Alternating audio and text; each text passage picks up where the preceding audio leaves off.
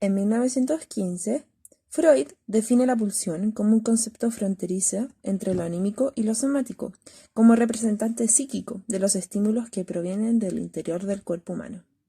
La pulsión del yo, como las pulsiones sexuales, son fuerzas que mueven el organismo y se manifiestan a través de la satisfacción de diferentes maneras.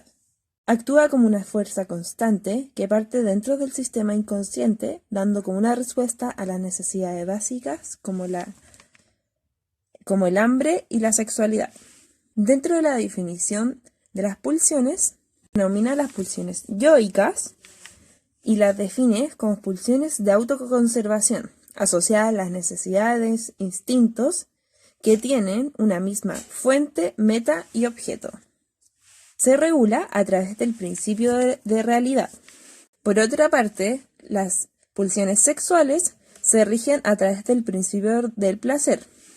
Se mantiene la misma fuente y meta, pero el objeto, a diferencia de las yoicas, depende de cada persona. El principio del placer actúa principalmente como función represora y existiría un conflicto entre las pulsiones libidinales y las pulsiones yoicas.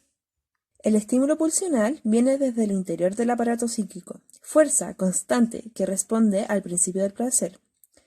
Es donde el sentimiento del displacer incrementa el estímulo del placer y se maneja bajo la disminución del displacer.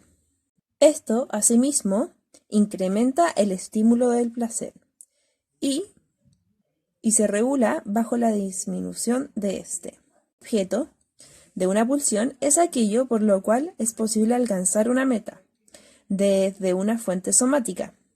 Se identifican en diferentes estímulos.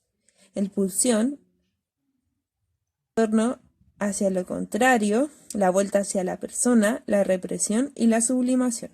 El trastorno hacia lo contrario consta de la vuelta de la pulsión a la actividad hacia la pasividad, por ejemplo, el sadismo hacia el masoquismo. También el trastorno en cuanto al contenido. En este caso se encuentra el placer de ver ese masoquismo. Todo esto se va regulando según el desarrollo de la vida anímica. Esto va gobernándose por prioridades y entre ellas existe cierto tipo de oposición.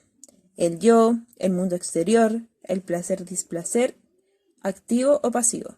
Dentro del narcisismo primario, dada la entrada del objeto, se presenta el odiar a la otra, antítesis del amor. El amar y el odiar son aplicables para las relaciones entre yo y los suyos. Yo odia todo elemento que configure la insatisfacción y las sensaciones displacenteras. Por el contrario, el amor tiene la capacidad dentro del yo para satisfacer de manera autoerótica y se obtienen del placer. Por otro lado, las pulsiones yoicas pueden denominar la función sexual. Específicamente, esto sucede en la etapa sádico-anal. Como contraparte, se presentan dentro de la expulsión los caracteres como el odio. Por otro lado, la otra oposición del amar corresponde a la polaridad de la actividad y pasividad.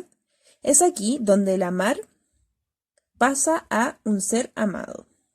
Estos son los diferentes destinos de pulsión. A grandes rasgos, se componen de un estado fundamental de cómo las mociones de las pulsiones se representan. Estas son altamente influenciadas por las grandes polaridades de la vida anímica.